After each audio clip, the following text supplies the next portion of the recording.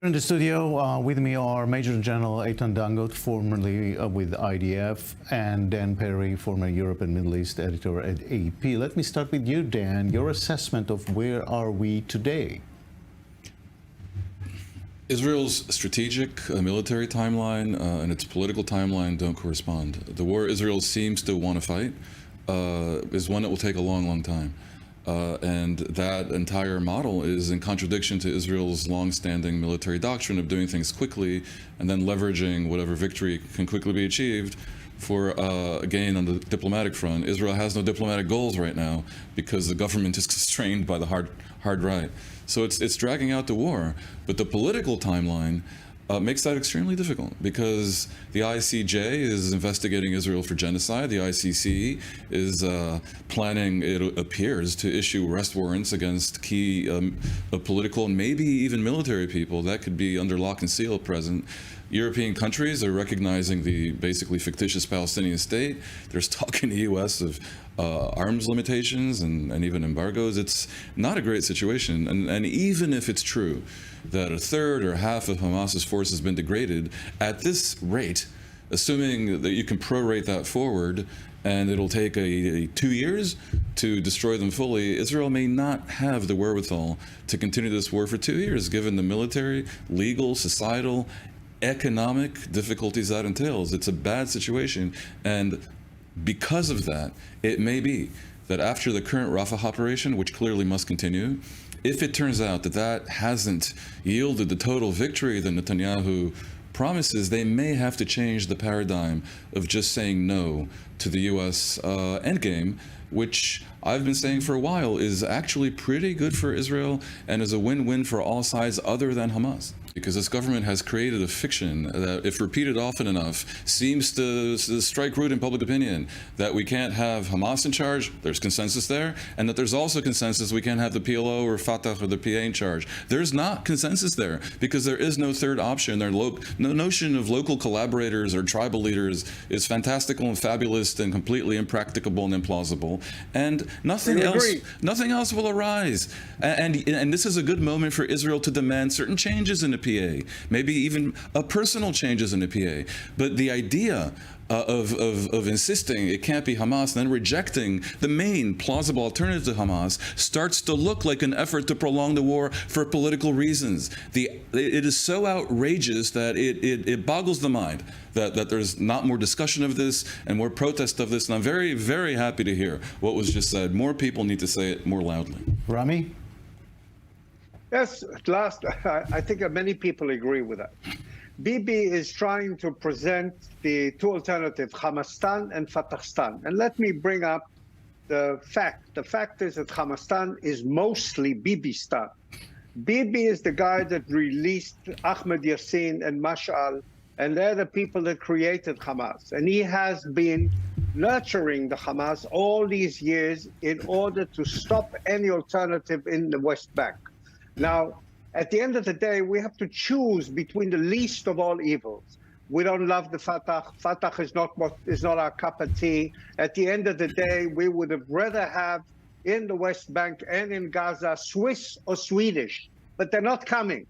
The only alternative starts with a P, Polish or Palestinians. And at the end of the day, this is the only alternative that we have.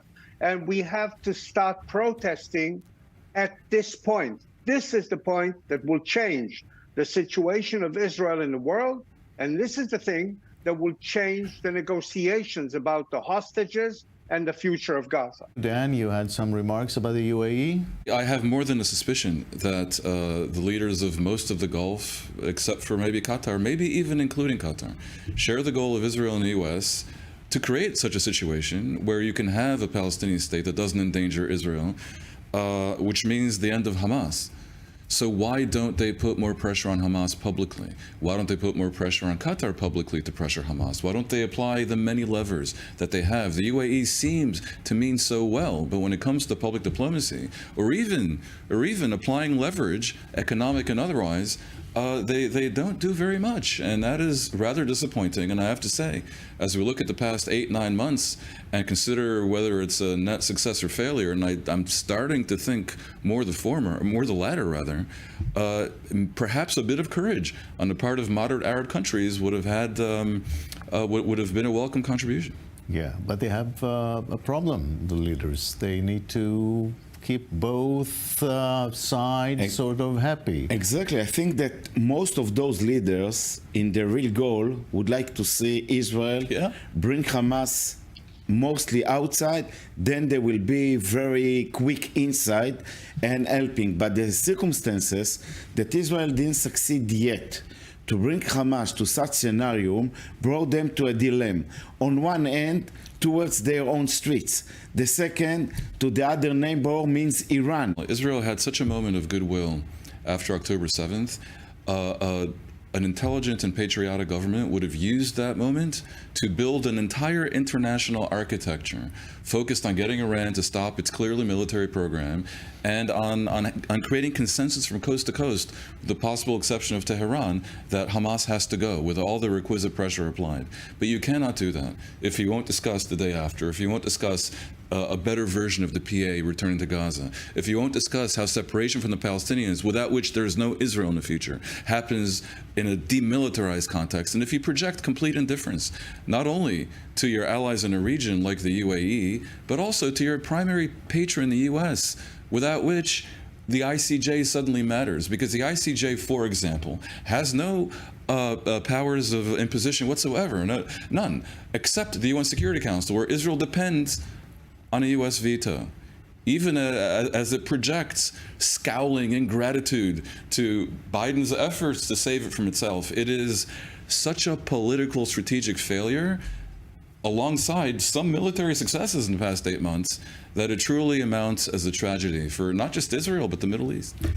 Iran I may say one remark, that the main mine is to move it aside Ben-Gvir and Smotrich. Yes. And this will make the great change.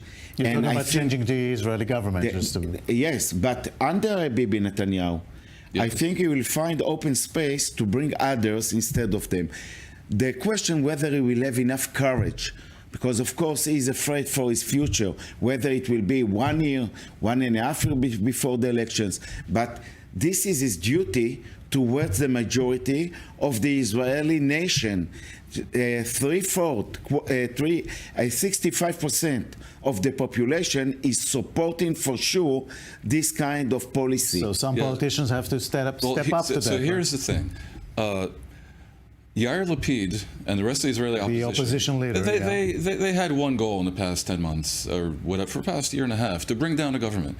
And they should have done everything possible to make that happen. After all this time having failed, they may have to eat their hat and say, yes, I'm going to give Netanyahu a reign for the remainder of his term until 2026, which is, from their perspective, and not only theirs, unfortunate, but on one condition: that these things that must happen, that the general and I are agreeing on here, and that you would get almost coast-to-coast agreement from anyone who understands the region and things that are military and diplomatic and economic and judicial, must happen.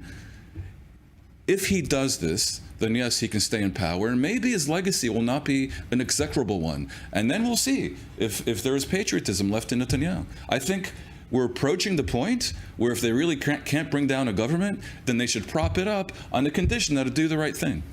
In a war, you have to find where to make a stop point instead of try to get all the cake. Yeah, but I have to say, if they do that without agreeing to a framework for an endgame, as we've been talking about, with an alternative government in Gaza, and the result is that even a much diminished Hamas can say, well, we remain in charge in Gaza, that is a bad look for Israel and a bad narrative for the world, because it's a victory for jihadi forces, wouldn't you say? Let's leave it at that. Thank you very much. Thank you. That would be it for us. Stay tuned for more news.